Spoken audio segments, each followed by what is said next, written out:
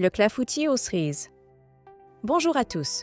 Aujourd'hui, nous allons parler d'une recette simple et délicieuse, le clafoutis aux cerises.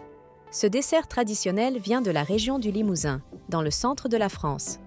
Le nom clafoutis vient du mot occitane clafir, qui signifie remplir, en référence aux cerises qui remplissent le gâteau.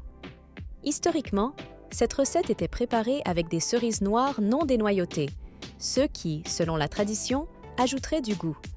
Ce dessert est devenu très populaire dans toute la France, apprécié pour sa simplicité et son goût fruité. Les ingrédients et ustensiles. Pour réaliser un clafoutis aux cerises, vous aurez besoin des ingrédients suivants. 500 g de cerises fraîches, idéalement non dénoyautées, 100 g de sucre, 3 œufs, 100 g de farine, 25 centilitres de lait, 30 g de beurre fondu, un sachet de sucre vanillé, une pincée de sel. Les ustensiles.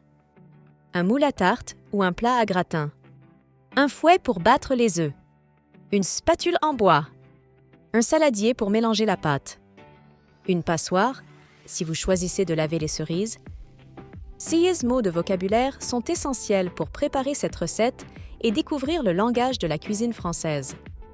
Passons maintenant à la préparation de notre clafoutis aux cerises. Préparez les cerises. Commencez par laver les cerises si nécessaire, mais ne les dénoyautez pas pour conserver toute leur saveur. Préparez la pâte. Dans un saladier, battez les œufs avec le sucre et le sucre vanillé. Ensuite, ajoutez progressivement la farine, en remuant bien pour éviter les grumeaux.